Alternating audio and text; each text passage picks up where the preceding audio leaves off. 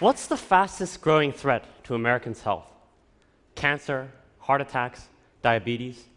The answer is actually none of these. It's Alzheimer's disease. Every 67 seconds, someone in the United States is diagnosed with Alzheimer's. As the number of Alzheimer's patients triples by the year 2050, caring for them, as well as the rest of the aging population, will become an overwhelming societal challenge. My family has experienced firsthand the struggles of caring for an Alzheimer's patient. Growing up in a family with 3 generations, I've always been very close to my grandfather. When I was 4 years old, my grandfather and I were walking in a park in Japan when he suddenly got lost.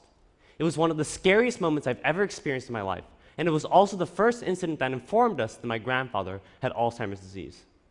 Over the past 12 years, his condition got worse and worse, and his wandering in particular caused my family a lot of stress. My aunt, his primary caregiver, really struggled to stay awake at night to keep an eye on him, and even then often failed to catch him leaving the bed. I became really concerned about my aunt's well-being as well as my grandfather's safety. I searched extensively for a solution that could help my family's problems, but couldn't find one. Then, one night, about 2 years ago, I was looking after my grandfather and I saw him stepping out of the bed. The moment his foot landed on the floor, I thought, why don't I put a pressure sensor on the heel of his foot? Once he stepped onto the floor and out of the bed, the pressure sensor would detect an increase in pressure caused by body weight and then wirelessly send an audible alert to the caregiver's smartphone. That way, my aunt could sleep much better at night without having to worry about my grandfather's wandering. So now I'd like to perform a demonstration of the sock. Could I please have my sock model on stage? Great. So, once the patient steps onto the floor, an alert is sent to the caregiver's smartphone.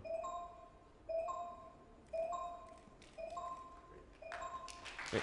Thank you. Thank you, sock model.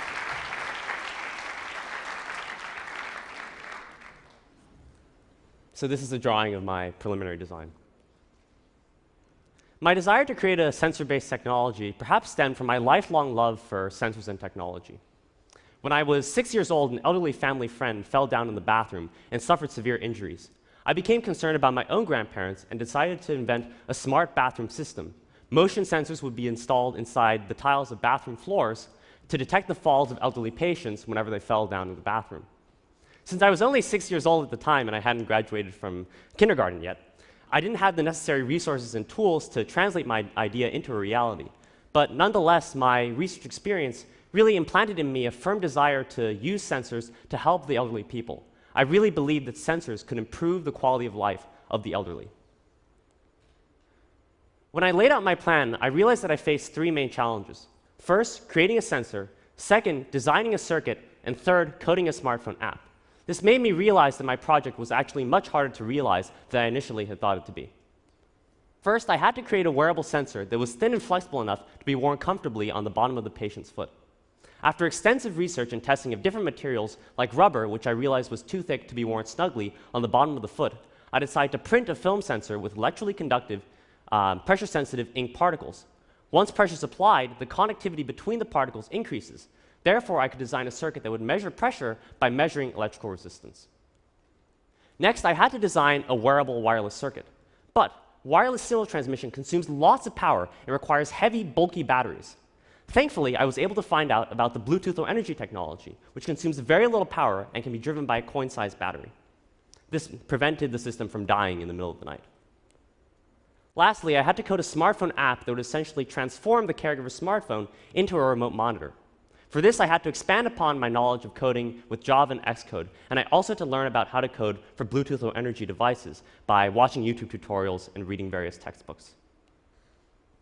Integrating these components, I was able to successfully create 2 prototypes, one in which the sensor is embedded inside a sock, and another that's a reattachable sensor assembly that can be adhered anywhere that makes contact with the bottom of the patient's foot.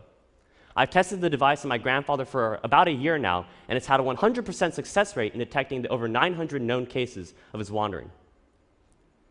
Last summer, I was able to beta test my device at several residential care facilities in California, and I'm currently incorporating the feedback to further improve the device into a marketable product. Testing the device on a number of patients made me realize that I need to invent solutions for people who didn't want to wear socks to sleep at night. So sensor data collected on a vast number of patients can be useful for improving patient care and also leading to a cure for the disease, possibly. For example, I'm currently examining correlations between the frequency of a patient's nightly wandering and his or her daily activities and diet. But one thing I'll never forget is when my device first caught my grandfather's wandering out of bed at night. At that moment, I was really struck by the power of technology to change lives for the better. People living happily and healthily. That's the world that I imagine. Thank you very much.